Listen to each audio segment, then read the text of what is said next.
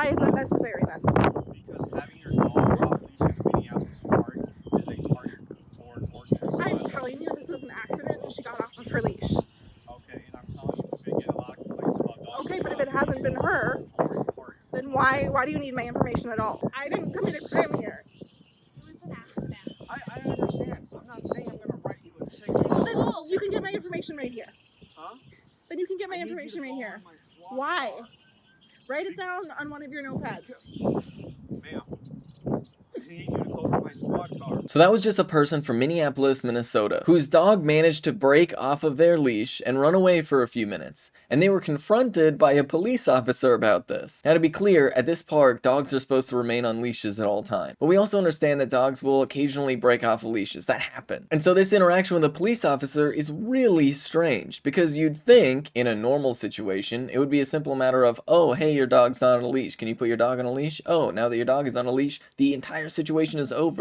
But no, this police officer was insistent on getting this person's information, and instead of just writing it down there, was demanding that this person go all the way over to the squad car, which is understandably stressful and frustrating for people who live in Minneapolis, where police officers were literally rolling down the streets throwing tear gas and rubber bullets at people while they were literally just sitting on their patios during the Black Lives Matter protests of the past couple of years. But then in another instance, the very next day, this same police officer found somebody playing fetch with his dog, which once again, your dog's supposed to be on a leash, and apparently felt the need to call back up to that situation. You make $70K a year to Millie, I know, baby. You go. Hi, babe. Oh my god.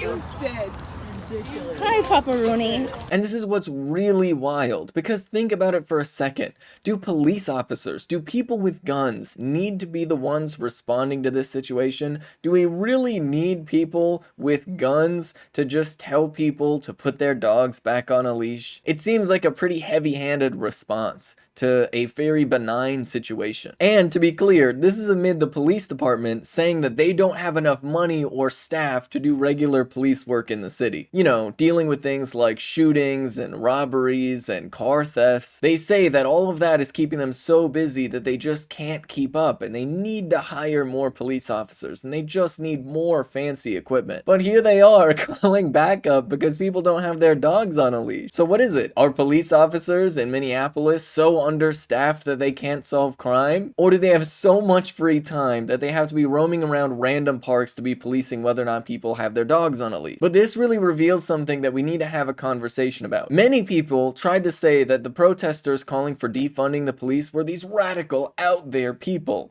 But the reality is, the people calling for defunding the police wanted the police to be defunded so that other organizations could be funded instead that would have a better response. You see, we don't need people with guns to tell people to keep their dog on a leash. That could be something that would be done by like a park ranger or a park manager. It doesn't need to be a police officer. And think about how much better our parks would be if they had more full-time staff keeping up with the park and making sure that everything is fine there. Something serious happens, then the police could be called, but ultimately at the end of the day, what value is there in patrolling a park like this? And this is what is really frustrating, because I personally know a lot of people in Minneapolis who have had to deal with situations like domestic violence in their apartment buildings, and police officers refusing to show up to those calls. But then, when they get a few calls from random people saying that there are dogs not on a leash in the park, that is where they decide to focus and spend their time. This is Ben Carollo with Rebel Headquarters. You can catch my show Galaxy Brain on the Young Turks Twitch channel every Friday at 4 p.m. Eastern Time. If you want to stay up to date with my content, you can follow me at Benjamin Carollo on Twitter. And for those of you that might be wondering or have noticed, my pronouns are in fact she, her.